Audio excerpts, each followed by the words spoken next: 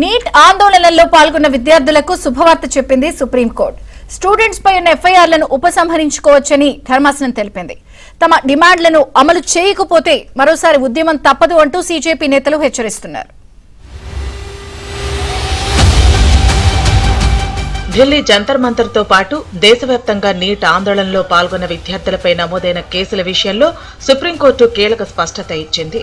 Supreme court విచారణ సందర్భంగా ప్రధాన న్యాయమూర్తి జస్టిస్ సూర్యకాంత్ నేతృత్వంలోని ధర్మాసనం ముందు సొలిసిటర్ జనరల్ తుషార్ మెహతా వాదనలు వినిపించారు. నిరసనలో పాల్గొన్న విద్యార్థులపై కేసులను కొనసాగించబోమన్న హామీకి కేంద్రం కట్టుబడి ఉందని తెలిపారు. నిరసనలో పాల్గొన్న విద్యార్థులపై నమోదైన ఎఫ్ఐఆర్లను రాష్ట్ర ప్రభుత్వాలు అవసరమైతే ఉపసంహరించుకోవచ్చని ధర్మాసనం పేర్కొంది. అయితే నేర చరిత్ర అనేది తీవ్రమైన హేయమైన నేరాలకు మాత్రమే వర్తిస్తుందని స్పష్టం చేసింది. అయితే తీవ్రమైన నేర చరిత్ర ఉన్న వ్యక్తులపై నమోదైన కేసులను మాత్రం ఉపసంహరించబోమని కేంద్రం స్పష్టం చేసింది.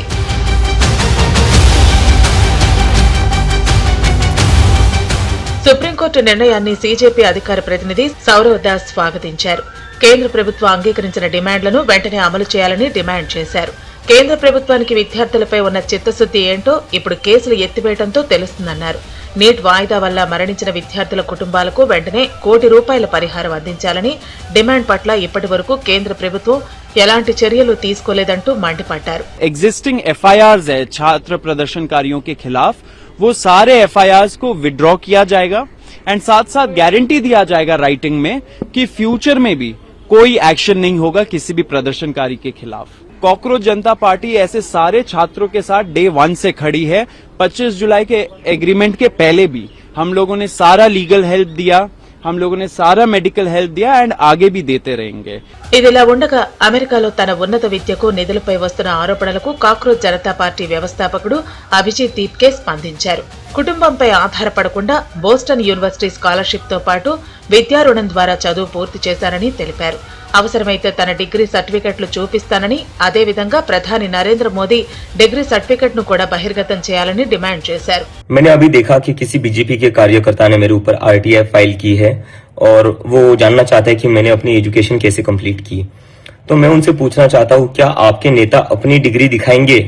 मैं अपना स्कॉलरशिप लेटर और एजुकेशन लोन का लेटर दिखाने के लिए तैयार हूँ. क्या आपके नेता उनकी असली डिग्री दिखाएंगे? और मुझे समझ नहीं आता इन लोगों को एजुकेशन से इतनी क्या प्रॉब्लम है. अगर कोई आम घर का लड़का बॉस्टन यूनिवर्सिटी में जाकर पढ़कर आ गया तो इससे इन लोगों को तकलीफ क्यों हो रही है?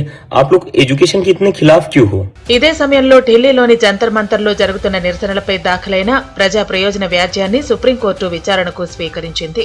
స్థానికులకు ఇబ్బందులు, అత్యవసర సేవలకు అంతరాయం కలుగుతున్నందున నిరసనలకు ప్రత్యామ్నాయ వేదిక ఏర్పాటు చేయాలని పిటిషనర్ కోరారు.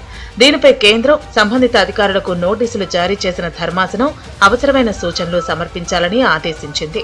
మరోవైపు Jharkhand public service commissioner preliminary పరీక్ష పేపర్ లీక్ ఆరోపణల నేపథ్యంలో విద్యార్థుల ఆందోళనలు కొనసాగుతున్నాయి. రాజధాని రాంచీలో విద్యార్థుల నిరసనలు ఉధృతంగా సాగుతూ ఉండగా ఈ ఉద్యమానికి కాక్రోచ్ జనతా పార్టీ మద్దతు ప్రకటించింది. పేపర్ లీక్ వ్యవహారంపై సమగ్ర దర్యాప్తు చేపట్టాలని విద్యార్థులు ప్రభుత్వాన్ని డిమాండ్ చేస్తున్నారు.